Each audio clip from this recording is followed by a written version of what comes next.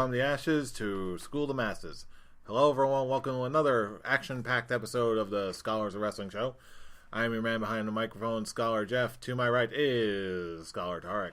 I came to see Big Bartholomew take on the sea creature. And to Lethal Leap Year pay-per-view extravaganza. Bring on the title match for whoever is the champion. John Johnson. And to my left is Scholar Brian. It's the devil! And she left me with the gardener. So let's just go ahead and peek behind that curtain. Check in on a little Backstage news. Shit. So yeah, I think before we get to all that though, I think we need to talk about the big tape that has captured everyone's imagination this week. What tape might that be? Stars aplenty, shocking moments. Tasteless fun that everyone has enjoyed, but no one will admit to actually viewing at any point. I am, of course, talking about Southpaw Regional Wrestling. I guess this Backstage news segment is more of a review of Southpaw. Seriously, if you haven't watched Southpaw Regional Wrestling at this point, it has to be one of the funnier things that WWE has done in some time. I'm surprised you haven't seen it you just saw it right before we started taping. I just saw it before we started recording, and it took 15 minutes for this man to break. I was at a complete loss of words. I was enjoying it, but I'm just like, what the hell is going on? Who came up with this idea? Because whoever did is a genius. And it took episode 3 or 4? It was episode 4 with the sea creature and the reaction from... Once they introduced sea creature, I was just like, what was John Cena's character? Lance Catamaran. At the end of episode 3. That was me at the beginning of episode 4 when they introduced Sea Creature. And then the moment Big Bartholomew Rusev came, oh Lord, it's the devil! Oh Lord! It wasn't even 10 seconds, it was 5 seconds tops. It caught me completely off guard, and I was crying. That was so funny, and seriously, this whole thing was so funny. I actually do kind of want to buy a Southpaw Regional Wrestling t-shirt after this. Yeah, well, again, just like we were just talking about right before we started recording, as of today, I believe, the day of this recording, they actually do have Southpaw Regional Wrestling shirts available for purchase on WWE Shop. When they first said that they were going to do this, and they were like, we're putting up a series of YouTube videos, Southpaw Regional Wrestling. It's like, oh no, we know what happens most of the time WWE attempts comedy. I was like, this is a bad plan, but they got all the right people to do it. Okay, John Cena's a pro at comedy movies. And I'm actually astonished that he agreed to do this. This is great. As soon as they announced this, I was like, John Cena's going to be a part of it somewhere, because John Cena's everywhere in WWE programming. They announce anything brand new, you know that John Cena is going to show up. But I did not expect him to be teamed up with Fandango. And Fandango, for his little role, is great. I thought it was great. He says, like... depressing drunk. The depressing drunk who just curses all the time and talks about how his wife left him for the gardener. That they lived on a farm. Shit. And this just, we knew that Rusev had the comedy chops in him, but this just proved it. Especially the part that made Skeletor cry with the devil, oh Lord. I will say, when it comes to Rusev, from this to the Snickers commercial, did you see that? The Rusev Snickers commercial? Yeah. No, I haven't seen that It's just a video of him working out in the gym, and then a country song starts, and he says, "This is my jam!" and starts dancing in the gym, and Lana just walks up to him and just like shakes her head. What is wrong with you? She doesn't say anything. She just has that look, and he's just dancing away. I'm gonna show it to you after this recording. Oh, yeah, definitely. It is. I'm just like, okay, for all those people who say Rusev can never pass off as a face, these just proved all of them wrong. I thought Rusev would actually do well as a face, and this proved it right. And they took the chemistry. I listened to Talk is Jericho with Rusev and Lana, and it was one of the best episodes of Talk is Jericho I've ever heard, because just the back and forth, and all three of them are like old friends talking on there, and they put them together in here with Clint Bobsky. Was that his name? Clint Bobsky, yes. Clint Bobsky as the Jericho playing that announcer that over enunciates everything and no one touches his microphone. No one touches his microphone, and he's loud for no reason. And put him with Rusev and Lana as the farmer and his cousin. that's comedy gold. And Tyler Breeze as Mr. McElroy, and his mustache keep it coming on. I just love that they were chanting USA, but Mr. McElroy is from USA as well. The contract's been signed! You forgot to sign the contract. The contract's been signed! Sure, pandemonium here. Like, I did not expect anything out of this little series at all, but it surpassed all of my expectations. And I want another few episodes of it. Bring it back. Well, apparently the talk has been so big and good, and this whole entire series has been so well received that already noise is being made. So just for the I'd be just shocked for if they shits and didn't do giggles, this again. just for shits and giggles, let's give Southpaw Regional Wrestling a facial hair rating, since it's kind of a review of the whole show. Goat face. Goat face. All the goats. Goat face. All the goats. Like it. At first, you're like, "What am I watching?" But as it goes on, it's just it's so out there and goofy that you can't help but laugh at it. And for a comedy series, that's all I want. You know what? Wait. You know what? If we're gonna do a facial hair rating for this, there's only one facial hair rating I can give this: mustache. Oh yes, the mustache and all the goats. And all the goats. I think that's the only time when the goats hanging off the mustache. I think that's the only time we'll do that kind of facial hair rating. The goat stash. Pretty much, yeah. The goat stash. The goat stash.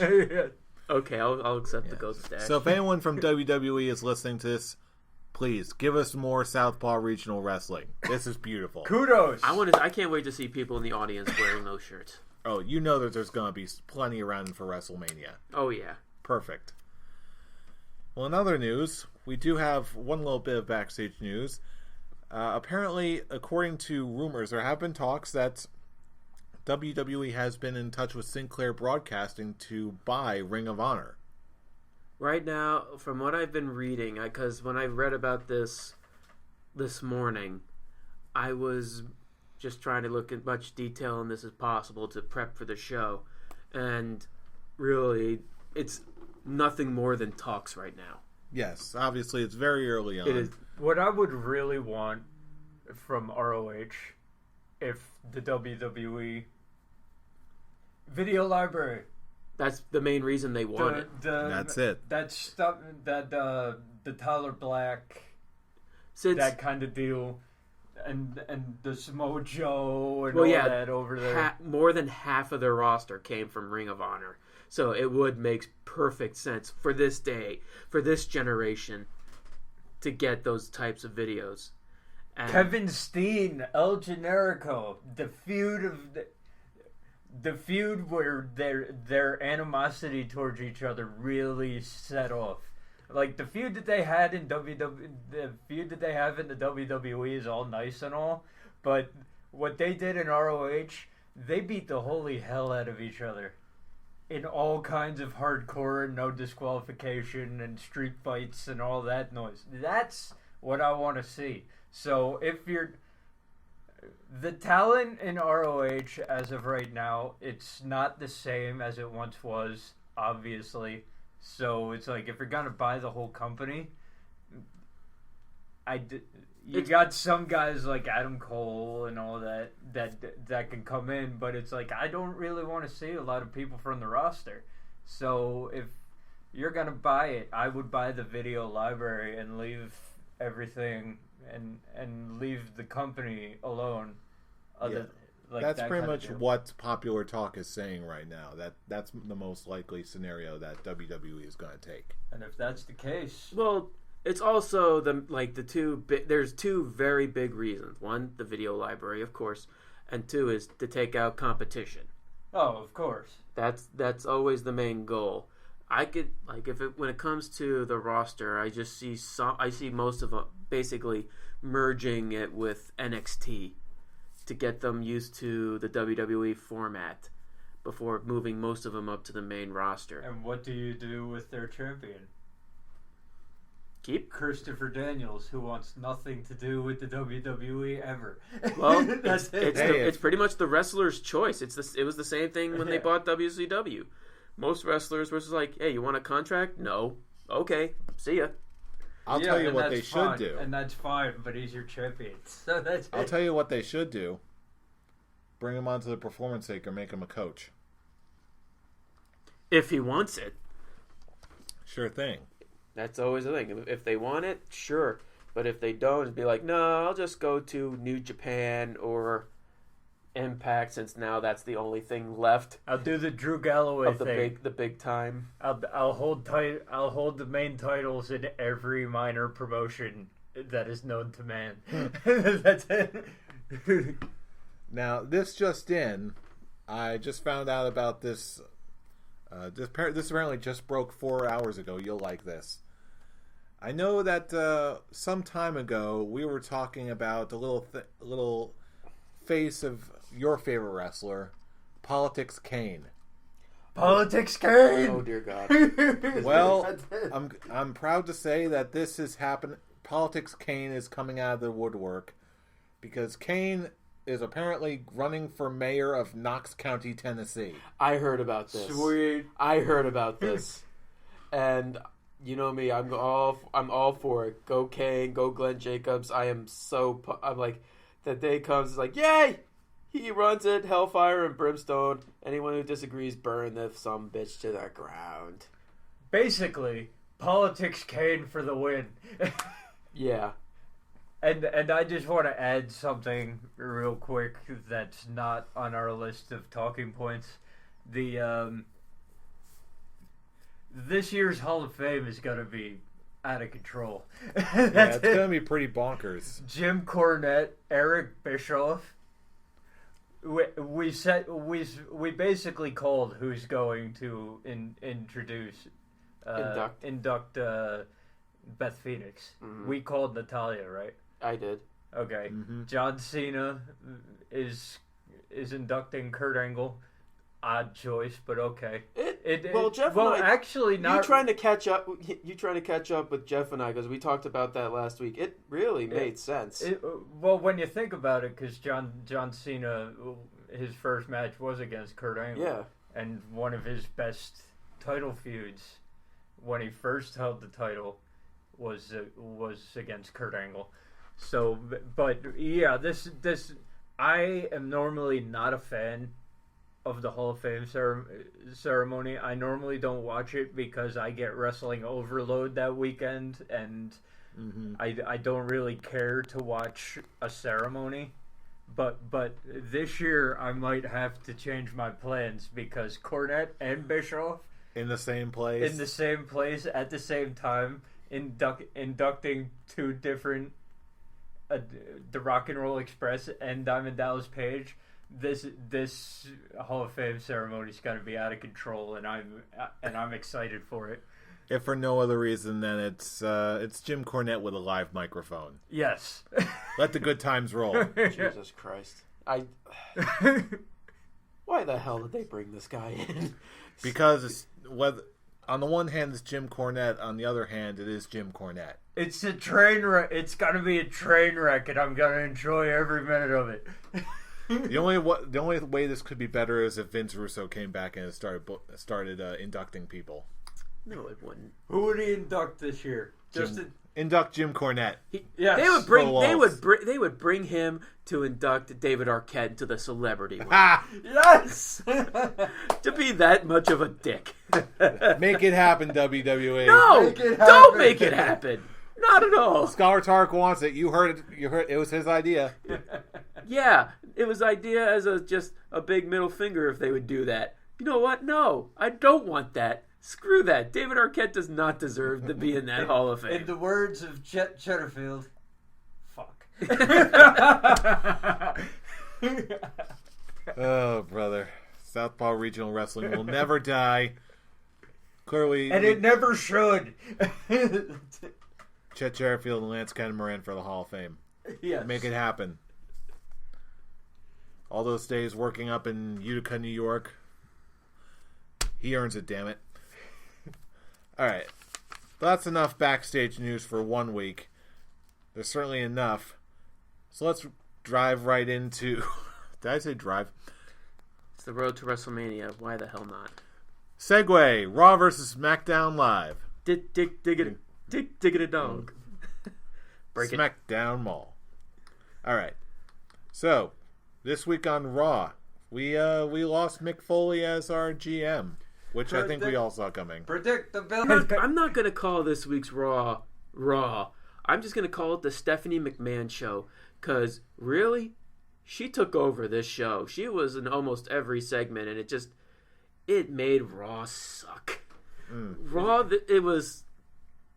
Of course, the big story was Mick Foley getting released. First coming out to do that public apology. Or he said he was going to take a leave of absence, and then he started speaking his mind. Then Stephanie comes out and just flats out fires him.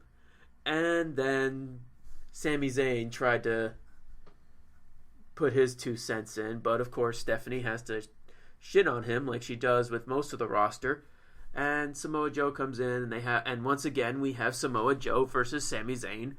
And of course, same result, Samoa Joe wins. And Stephanie decides to go after all the people that said goodbye to Mick Foley. First Bayley, putting her in a match with Nia Jax, and if Nia Jax won, if Nia Jax won, she would be in the women's title match. Women's title match, which yeah. Because, defeating Sasha Banks at a pay-per-view would guarantee her a spot, which actually makes her look credible. Instead, they make her destroy Bayley, which, okay, why destroy your... So make Bayley the champion looks like a bitch Bayley looks WrestleMania. terrible. And, of course, continuing with the women's division, your favorite women's wrestler, Dana Brooke, faces Charlotte, and, of course, Charlotte wins. And, goodbye Dana Brooke, goodbye her career. Please. Keep her career alive? Are you begging for it? No. Give her a push? Of course. Make her the Roman Reigns of the women's division? Is that what you want, Brian? Okay, let it be done. Well, she already got defeated by Charlotte. She's pretty much Charlotte's pretty much the Miz of the women's division. If your associates who decide to turn on you, and then their careers mean nothing after you beat them. Yay! Good. She's Alex Riley. That's just sad. That makes me no, it doesn't. Screw Dana Brooke. She sucks. She couldn't even hit elbows right during her turn. During her quote unquote face turn.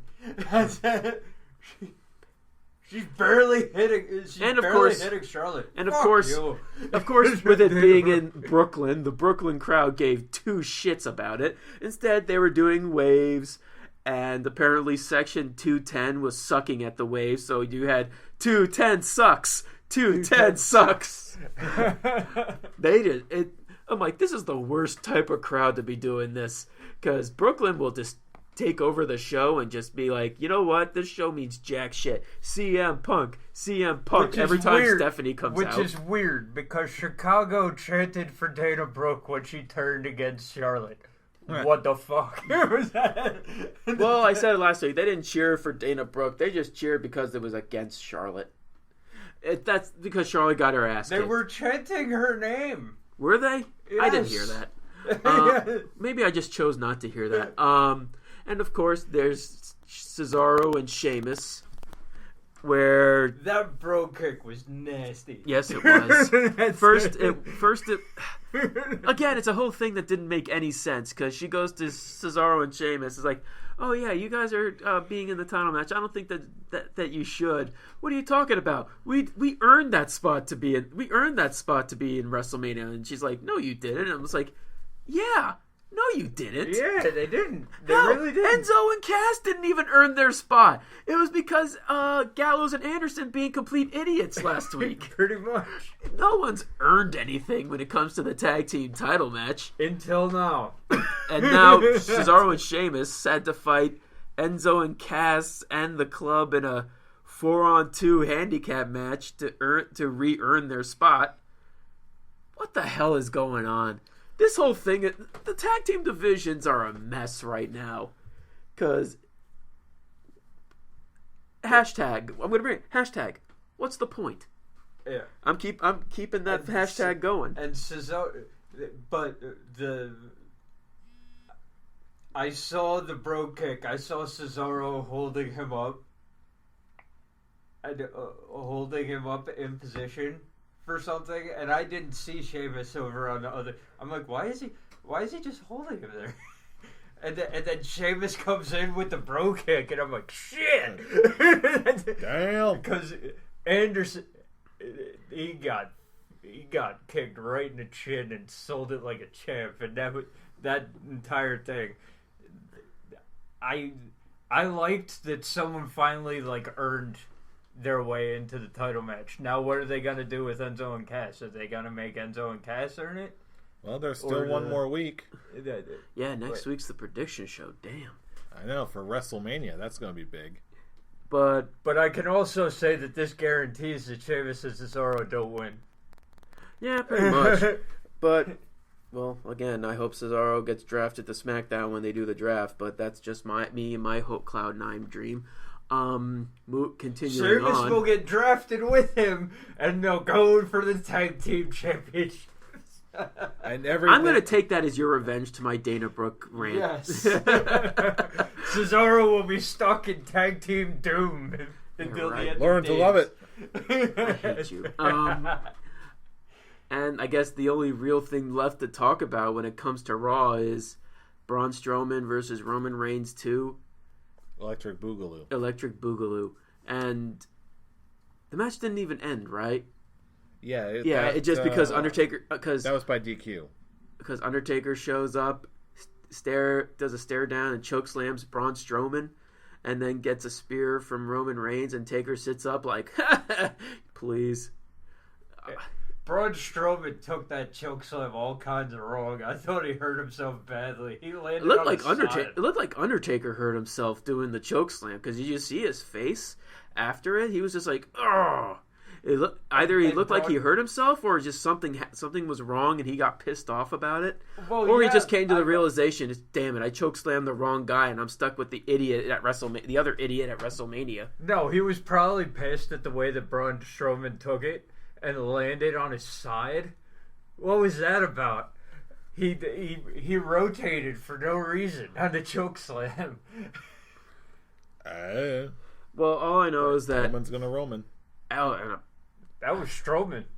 Strowman's gonna Strowman. There you go. And Roman and the Undertaker's doing the death, the crossing the throat thing, and Roman Reigns is just shaking his head, like, really? Roman Reigns can't sell a feud for shit. At all.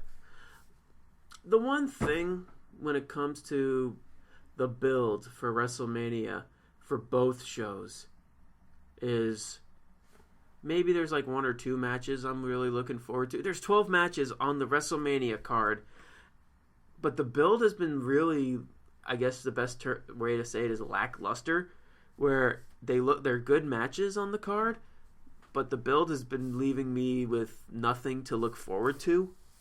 For me, I agree with your statement, okay, but mostly only on the Raw side. Okay, because SmackDown gives me enough to be excited for most of their matches. Okay, there's 1 or 2. I'm sure you know which ones I'm talking about. Yes, but, indeed. Of what? But most, SmackDown matches on the card. Oh, okay. I'm not looking forward to. But I mean, like, the build for SmackDown has been good enough for me. For the match, I'm excited for the SmackDown part of the WrestleMania card. The only thing I'm excited for on the Raw side is what we've pretty much all been looking forward to since they started teaming up. Okay, the only thing I'm looking forward to on the Raw side is Jericho Owens, which was a great highlight reel. That was the only real segment of Raw that actually got a good smile out of me. He's a fan of Jericho. Mark out, man. Man, those pictures were great. Jericho's got to milk the man until the end of time, and I love it. Hey, if it works, go for it. He's reinvented himself successfully, so why not? He's a fan of Jericho. Marking out, man. That was really the biggest highlight that came out of Raw for me. And then Kevin Owens eating the list. That's great. He ripped it up, shoved it in his mouth, spit it on Jericho. I'm like, well, that was the death of the list. And that is how you get Brooklyn to turn on you completely. You mess with the list. That's it. Because they liked Kevin Owens. Okay? He ate the list. They turned on him so quickly. I love how that's the thing that everyone gets universally just emotionally invested in. You want to know what happens? Romantic drama. You've got romantic drama. You've got like demonic blood feuds going on. You've got between part-timers. You've got battles for championships. But no, you don't mess with a man and his list. You want to be a heel? You want to get booed like you're supposed to? Mess with the list. I haven't seen anyone get so invested on an inanimate object when it got destroyed since Moppy. Wow, I haven't thought about Moppy in years. Way to bring it back. I had to do Moppy. When Raven destroyed Moppy. Oh man, they could have done so much more. And it turned Perry Saturn into a lunatic. Well, he already was a lunatic because he was already a lunatic, but after he lost Moppy, it went out of control. Oh boy! But yeah, that was the only real highlight that came highlight reel that came out of Raw, which is basically the same thing we've been saying since August. Mm-hmm. Anything involving Jericho and Owens has been the highlight coming out of Raw. Pun fully intended. Yeah. So moving on to SmackDown, I'm just going to say it right now. SmackDown was the better show. SmackDown wins hands down easily. Yeah. Although I'm not going to lie. Looking at the recaps, because, again, I had a busy week. I think there's basically a lot of based on one match for me. One match and one segment. John Cena versus Fandango. Don't say that. Don't say that. That was one of the worst things that happened on Raw. There was sarcasm. Say goodbye to Tyler Breeze. Say goodbye. There was two things from this past SmackDown that really left me steaming.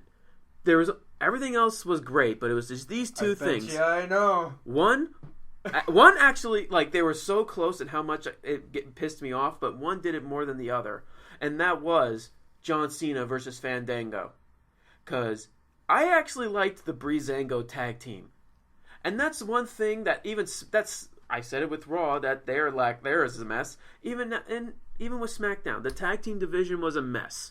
there was the first match on SmackDown after the AJ Styles Daniel Bryan segment was the Tag Team Championship of the Usos and American Alpha, which was a great match. I'll say right now, TV match of the year so far. It was a great match, and the Usos actually did defeat American Alpha to become the new SmackDown Tag Team Champions. Clean. Well, that was really surprising. But the one problem is, no one cared because they've been pushed. Did so little with this feud. I mean, the last time we actually saw these two teams together, other than last week, with a match that no one gave a shit about because the main focus wasn't on the tag team match. It was on Shane McMahon getting up on his own tuition after the beatdown from AJ Styles. Because during the match they kept switching back and forth, so they didn't care about that match. And then with the match that actually meant something and actually was a great match, it was the opening match to SmackDown. They should have been building this match for later on the night, maybe the main event match before they threw it together. It just happened, and they moved on. They didn't even bring it up on the rest of the show. And back to what I was saying before, the last time they actually did anything with the Usos and American Alpha was a month ago when the Usos did that awesome promo they did with American Alpha after they destroyed. Who did they face? Who did they face that night? I actually think it was Breezango. I think it was Breezango, and what the Usos did. Okay, nobody talks about this because they don't want to admit it. But basically, that promo that they cut was a coked up version of the same promo that they cut the week before. It's a great promo. They cut the same one twice. Just one was higher energy because it was in the arena. It wasn't taped. And then the one problem with it, they put that feud on hold for a month, and then all of a sudden they just throw it back together 2 weeks before WrestleMania. And now they had the title match, and no one cares because they didn't push it as a big deal. Yeah, and then they're gonna have the rematch at WrestleMania, and it's gonna be on the pre-show. I sure as hell hope not. It's on the pre-show. I want it to be on the actual card because, in my opinion, every single title should be on the line on the main card. And if anything, for the pre-show, just have the Andre the Giant Memorial Battle Royal and a cruiserweight match. A multi-man cruiserweight match. And I would normally agree with you, but the fact that the pre-show is, 3 hours long? 2 hours long? Geez. Okay, you're getting another match. So I agree with you that a cruiserweight match is going to be on there.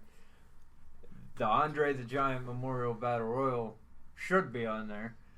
And then you're going to have to choose between the SmackDown tag team titles or the SmackDown women's title free-for-all deal. That'll probably be, one of those will be on the pre-show. The other one you will get on the main card. I'm thinking the free-for-all is going to be on the pre-show, but I wouldn't be surprised if the tag team title match is on the pre-show. And that's going back to what I was saying before. The tag team title division on SmackDown is such a mess with like I said, the tag titles beginning SmackDown with no one caring about it, and they take one other tag team with Breezango and pretty much feed them to John Cena and his girlfriend, the trashy Nikki Bella.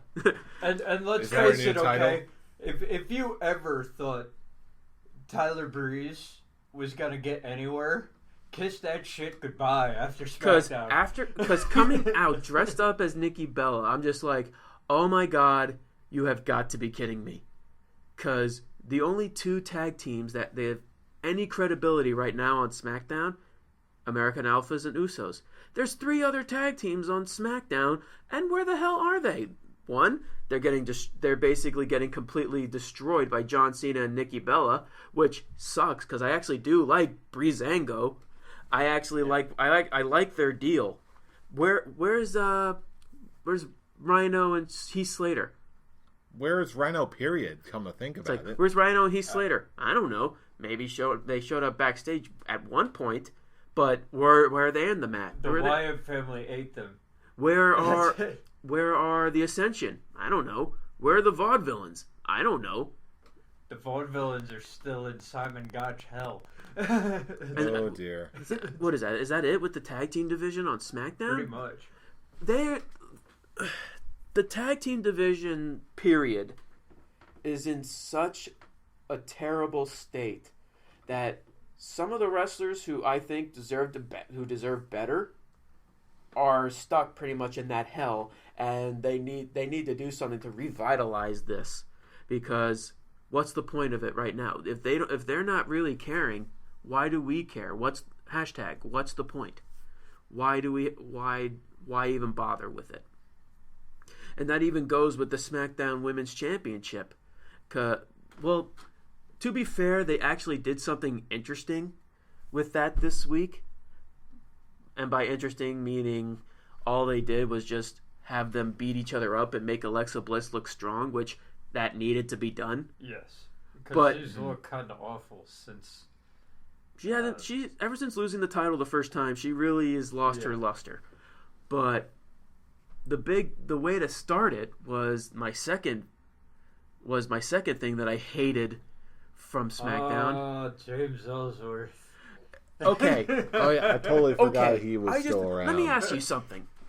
If you are having someone who gets zero response from the crowd, who doesn't get any interaction from the crowd, would you keep them on your show? Nope. Would you keep them on your show?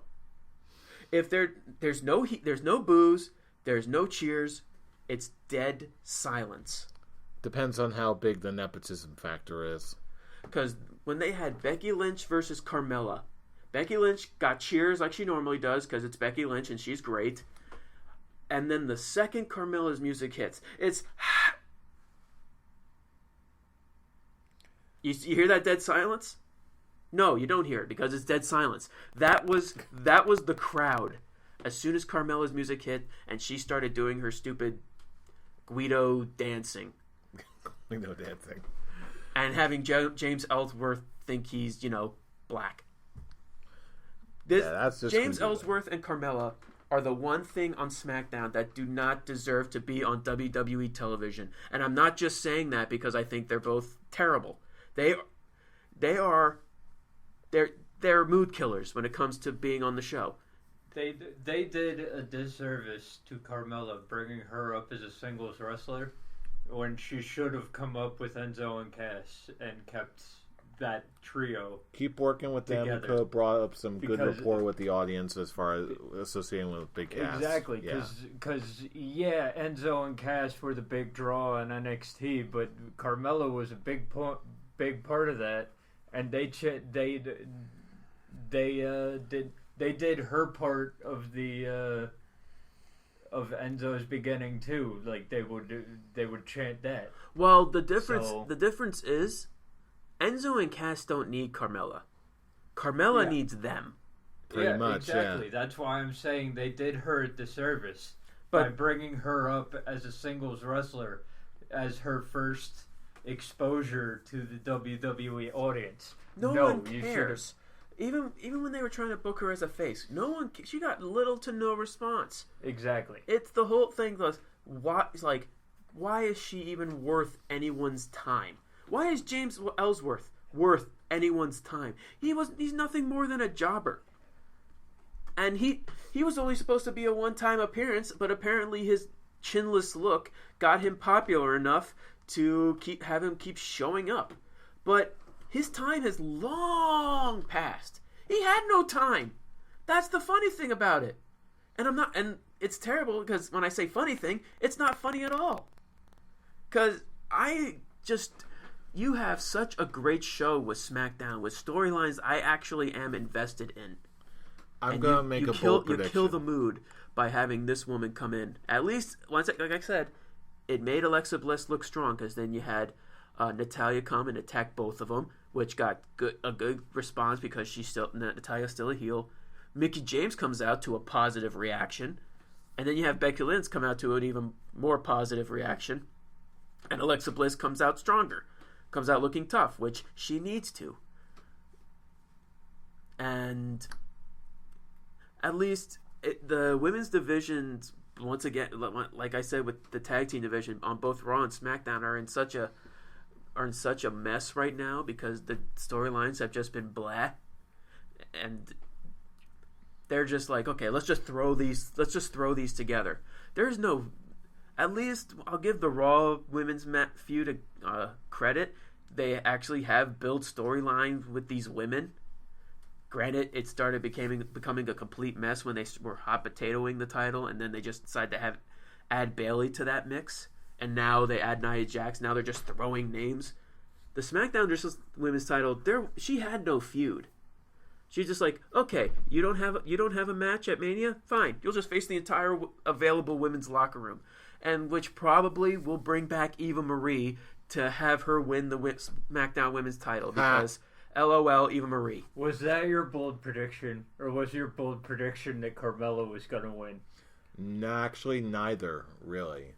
What was your bold prediction? My bold prediction was just that James Ellsworth was going to be gone within a year. He only really signed a 1-year contract. I don't think that's a bold prediction. I think that's an obvious prediction. Well, that's a sad prediction. That's a sad statement. How is that? You hate James Ellsworth. Why would you want to... Well, how's that? No, he's sad because he thinks it's going to take a whole year. Yeah, it's not going to take a whole year. That was when he first signed. He's going to be gone within the year. Good. Get him out of here already because he's doing nothing to the show. He's killing the crowds. Him and Carmella. And I'm going to make another prediction. When he's gone, Carmella's going to go running back to End Zone Cass. I don't want that to happen either. She deserves to just not be there as much as Ellsworth. She's not, as long as she's with Cass, she's not going anywhere. It'll be a better application of Carmella. I was going to say Carmella's talents, but let her be the manager that she was in NXT. Have her step nowhere near the ring. Have her on the outside. Just put her on Total Divas. That'll be the only place where she shows up on TV. Hell, that's what they're doing with Summer Rae. I still miss her. At least Summer Rae had some skills in the ring. She may have had some skills, but it's just, okay, you're not connecting with the crowd either. You'll just get thrown onto the reality side of it. She connected with me. Do the same thing with Carmella, because just have her be on Total, her talking with Big Cass every now and then. I myself would be fine if she was just on the outside of the ring with Enzo and Cass. Not anywhere near wrestling in the ring or whatever. She's just doing her thing like she was in NXT. That's fine. But what she's doing on SmackDown right now, no. Okay, I'm tired of being negative. Let's actually get to the positives on Raw. Not Raw, on SmackDown. The actual tag team title match was awesome. It was very awesome. The segments that The Miz and Maurice did pretending to be John Cena and Nikki Bella. Yes. That was good. Yeah. That was Southpaw Regional Wrestling level. I was laughing. I was laughing hard. The Miz and his overblown John Cena Here we go. entrance, that was amazing. I can see you. That's it. And exploiting's like, okay, we need to do this because it'll be good for my image. I am like, this is absolutely brilliant. And Maurice makes a very nice looking Nikki Bella. Yep. Well, it's just like Yep. It's like, wow, Maurice, I can't stop looking at your puppies. Mash them together, Maurice and Nikki Bella. That's a good looking woman. Down boy. Yeah, right. You're making Becky jealous. Did anyone watch Talking Smack? To see, I know John Cena and Nikki Bella had a response to that, and was that John Cena basically talked smack about The Miz, and like, what did he say? Let's see how to sum it up. He was just like, sure, you did a good impression of me, but when you're going back to being Mike. And Mike is the guy Mike is the loud one. Mike is the one who has to talk about all his accomplishments. And at the end, he was like, to quote Tex Ferguson, at the end of the night, you're going to be just looking up at the lights. It was actually a pretty solid promo. Well, that's something It was a solid promo. He's a good talker. That the IWC, of course, took as burying The Miz. I'm like, not really. No, it's a promo. It's what you're supposed to do. It's a promo. It's become personal, so he has to do something personal right back. Yep. And the IWC takes everything John Cena related as burial. So. And the next big thing that was actually, I thought, really good. First, we'll start it with Baron Corbin versus Randy Orton, which was a good match. It made both guys look strong. And it built up two WrestleMania matches. Exactly. With Dean Ambrose coming out on the forklift. Hey, are you busy?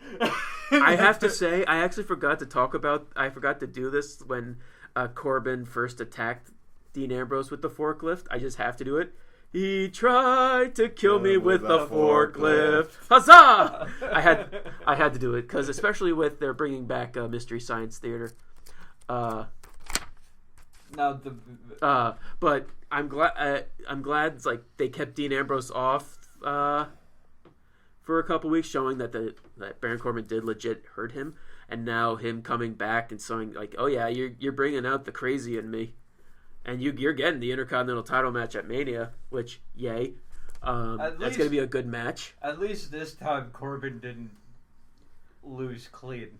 That was the thing. It made like, he may have lost, but it didn't hurt him because, of course, it was Dean Ambrose coming in on a forklift. Huzzah! Now, my only problem with this Intercontinental title match is that it's a regular singles match.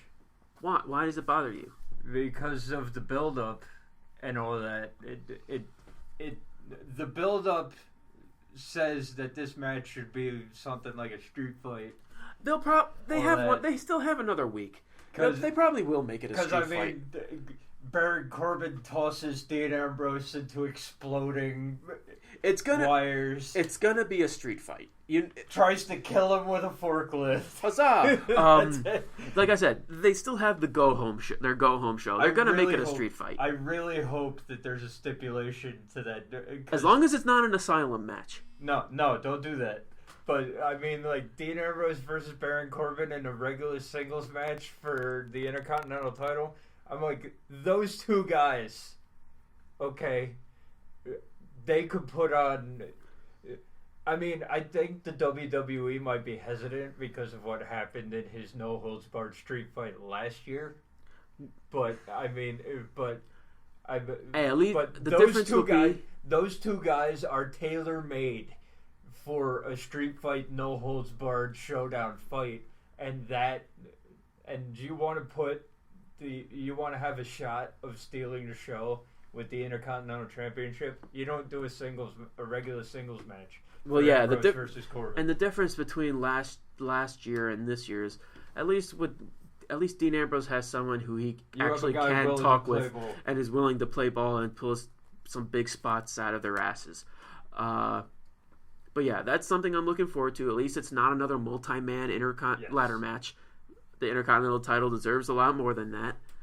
They pretty much threw that with the women's title, the SmackDown women's title. And on the other half of that, the second feud out of that storyline with Randy Orton getting attacked by the Druids. I mean, the sheep mask followers, the sheep people, because they're still the sheep people. What I like about it is that actually keeping the continuity that they are the Druids. There are Undertaker's Druids still showing their loyalty to Bray Wyatt. Now that he's, and I love the storyline that they're going. I love the way they're taking the Bray Wyatt character into being like, you thought that you struck me down. You thought that you made me vulnerable, but all you really did was make me stronger. So, thank you, Randy. That's it. I do have to ask, Fool, I remember us talking vividly that you were uncomfortable with how they did it last week with him bathing in Sister Abigail's ashes. How did this segment make you feel? I actually did not see this segment live. So, I actually didn't see the segment, period. yet. But even so, it wasn't so that it was uncomfortable. It's just like, because they definitely did a lot more. Like they did some kind of ritual, because Bray Wyatt had some kind of like stick with a red X on top, and he was like doing some kind of ritual with Randy Orton. Looked like something you'd see out of an episode of Supernatural. Yeah, and then he did the promos like, you thought you weakened me, but all you did was make me stronger. She's in me. She's a part of me now. You took away the one thing holding me back. It just makes me. Jeff and I talked about it last week, that because Randy Orton burned the man's house down pretty much, he's you're supposed to feel the more sympathy for Bray Wyatt, because yeah, he was booked as a heel for a while, but Randy Orton burned his house down. That's a heel thing to do. That's something a no face should really do. You're supposed to be on Bray Wyatt's side. But from what it's looking like, from Randy Orton fighting Baron Corbin, the heel, and the whole I'm gonna keep calling them druids. Sheep people. The sheep druids. I'm gonna just call them the sheep druids.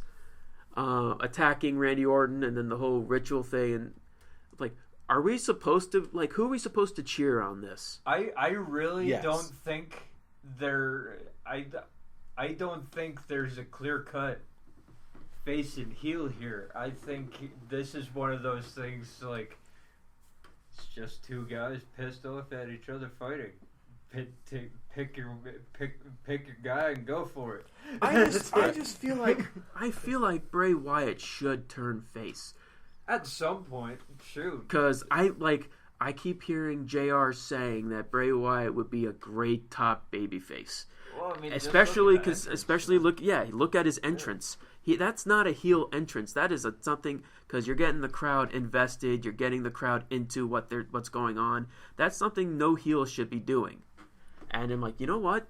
JR's absolutely right. May his wife rest in peace. yes. I really think that Bray Wyatt transcends. I feel like this, after WrestleMania, this is Bray Wyatt's official face turn. I honestly think that Bray Wyatt transcends all alignment issues. Like, he's not a face. He's not a heel. He's that guy. He's just. You don't really have to turn him. Okay, he's gonna stay the same no matter what. He's the one guy that it really doesn't matter what he is. And there is no alignment for Bray Wyatt. He just comes out, does his thing. People choose whether to cheer him or boo him. They mostly cheer him, but there's no traditional alignment for Bray Wyatt. I know that there's no replacing The Undertaker, but if they're actually going to be trying to make him the next generation Undertaker style figure, that's I can see him basically doing the Undertaker thing. Yeah. Except now it's actually taking. And now they're having him versus Luke Harper on the Go Home show. So it makes me pull a Scholar's Quick Talk for both of you. I recently listened to one reviewer's review on SmackDown, and he feels that WWE dropped the ball with the Randy Orton Bray Wyatt feud by not adding Luke Harper in the title match. Do you think Luke Harper should have been involved? Should be in at least the title match? In a word, no. Personally, as a guy who likes Luke Harper, I think that I personally would have enjoyed it. But if they're going to get the most out of the Bray Wyatt, Randy Orton feuds dynamic and get the most out of it to make it like a really heated, focused blood feud between the two, which seems to be what they're attempting to go for, then I'd say it would probably be a wiser idea in the long run, and sort of save that for another show. I thought at the beginning, when Luke Harper fully turned on Bray Wyatt, I was like, they're setting up for a triple threat match. That's what they're doing. And then it didn't happen, and I was like, okay, what? Why? What's going on? And then Randy Orton burned down Bray Wyatt's house, and I'm like, okay, for me personally, Luke Harper really has no place in this feud anymore. Now that Randy Orton burned the dude's house down, okay, it's adding. For a simple storyline, it's adding extra weight. If you have Luke Harper, I agree. Save Luke Harper for like a title shot at a B show, like the next. What's the next SmackDown pay-per-view after this? Wait, they did Backlash. I'm thinking like old school. What is that? I always thought it was Backlash, but I don't know. The next SmackDown pay-per-view, okay, that's when you have the triple threat match. Either Bray Wyatt gets his rematch, or Randy Orton or they have the triple threat. Well, I don't even know if they really should have a triple threat, or just have Wyatt versus Harper for the title. I feel like Orton and Wyatt's feud should end at Mania. With how much they've been building this, even I think since SummerSlam. Yeah, for quite a while.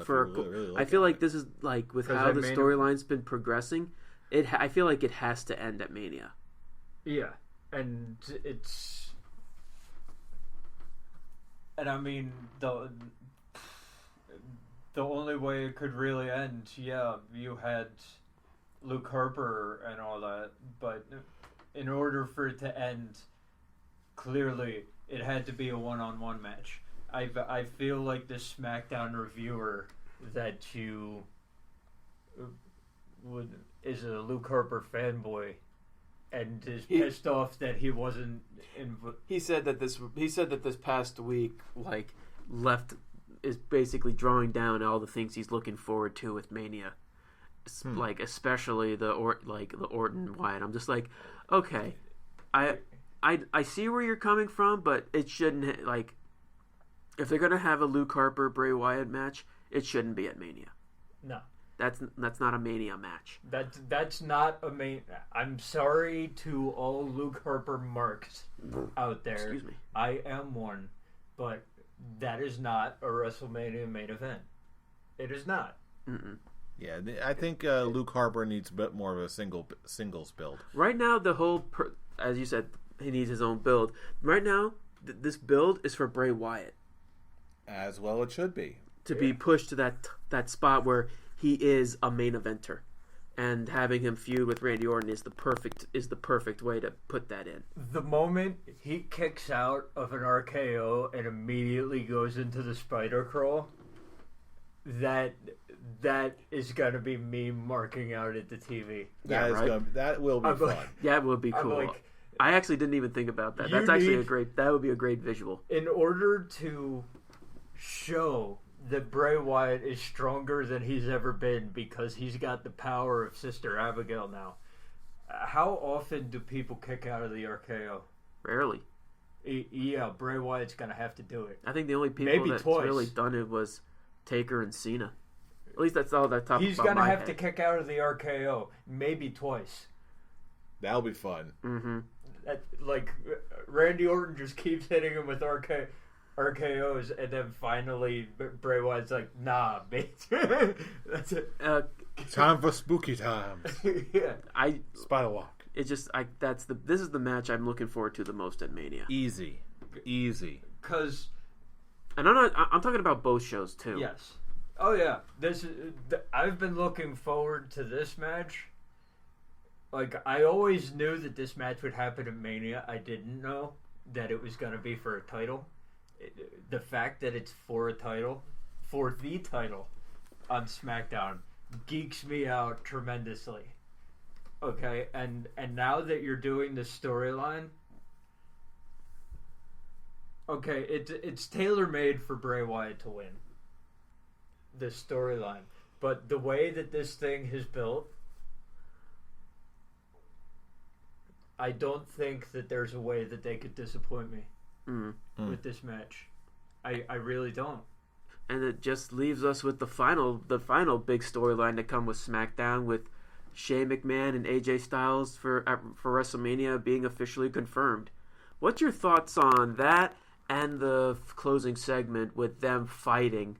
You said you didn't see this, fool. I really don't care to. I don't care about them doing this at all again. They fought, beat each other up. Shane McMahon got an upper hand, hit AJ Styles with a TV monitor, set him up on the table, and did a diving elbow off the turnbuckle through the announcer's table. I don't care. I have actually enjoyed the last 2 weeks of this. The last anything involving AJ Styles beating the shit out of Shane McMahon, then Shane McMahon beating the shit out of AJ Styles. It's like, dude, is this the match I wanted for AJ Styles at WrestleMania? Hell no.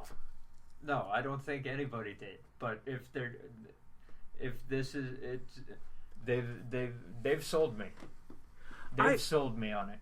I'm not gonna lie. I said this with Jeff on the show last week. I hate when authority figures basically put themselves in the storyline. But really looking back on it from this week and then looking at it last week, Shane didn't force himself into this storyline. AJ Styles pulled him in. And the difference between Shane and Stephanie with them being so involved with storylines, Shane really wasn't. He was actually doing his job as commissioner or general manager? The titles keep whichever one. Yeah, being the big boss. He restarted the match. Yeah. What I'm liking what Shane McMahon is doing is he's being an actual authority figure where if there's a problem, he shows up. But the thing is, Daniel Bryan shows up every week. He shows up every once in a while, which I think they should have been doing with both shows in general. Yeah. With Stephanie, she keeps showing up on every single show, either there or on a phone. So we just keep getting so much Stephanie to the point where people just are so damn tired of her because she's inserting herself in everything. So we're just like, why do we even bother? Because it's not about the wrestlers; it's about Stephanie McMahon. At least with Shane, he's, like we said, he's being pulled into it, and we know he's getting in the ring and being physical. Stephanie keeps being involved, but she's not in a match. She doesn't get results. She's not like her dad. She's not like her brother. She doesn't get in the ring to get some kind of comeuppance. She keeps coming back, and nobody can do a thing about it. And that's why people are so tired of it, because she does get no repercussions. She doesn't get her comeuppance ever. They save that for Triple H when it comes to that. And that's always the one big problem with Steph. That's why people are not connecting with her. And I'm fine with Shane McMahon because he actually gets in the ring and he goes all out. And he goes all out. I'm actually thinking that this is going to be his head put. This is going to be. I think it's going to be on the not the exact same level, but just close to it, to him versus Kurt Angle, King of the Ring. Because it's AJ Styles. AJ Styles. I have no doubt that this is going to be a great match. Because it's one of those things, okay, where we look, did we want it? Obviously not. Some people on this panel still don't want it. But it's also. I'm not saying I don't want it. I'm just saying, If it's what we're getting, okay, they've done their job and sold me wholeheartedly on this match. Well, they haven't gotten me yet, but again, there's still one more week. Who knows how they're going to handle the go-home shows? Especially this is the last year. This is the first year since the new brand split that they're going to have a go-home show for each show. Mm-hmm. So we'll see how these last feuds end up getting built up. Maybe we'll all be proven wrong. Who knows? But anyways, you've heard from us. You know what we think. Now it's time. Let us know what you think. Leave us a comment in the comments below. Give us a thumbs up. Subscribe to us if you would like to see more every single week. We always love to support. You can also check us out on Facebook at the Scholars of Wrestling Show. And of course, if you really want the latest and greatest in Scholars of Wrestling content, follow us on our Twitter machines. Starting first with Scholars at Scholars OW, our main page where you can see all of the latest episode uploads from yours truly and the Scholars next to me. And of course, you can also check us out on our personal Twitter pages, rather. Fool, where can they reach you at? You can reach Atomic Beanpole. And you can reach me at... Wow, why did I blank out on my own Twitter handles? This is a first. Wow. Yeah, right? Bloopers. You can find me at I'm Robbie Rage, all one word. That's it. Do you have to add that's it? Just say all one word. Because I can't, because otherwise I'm going to go off on tangents for my own... well, you already went on your own little tangent because you totally forgot your Twitter handle. Well, that wasn't a tangent. That was just me being forgetful. Well, you did go in a little tirade. He's like, I can't believe that's the first time that's happened. Grr! Steam out of my ears! I was hardly going Hulk smash. Yeah, to you, but to me, you were starting to turn green there, fool. That's because I am sick. It's the devil! Oh, no! It's the devil. Yeah, well, you know who we are by now. We're the Scholars of Wrestling, and you have just been schooled. You're welcome. See you all next week for Wrestlemania. Let's go watch some Southpaw Wrestling again. You're the devil!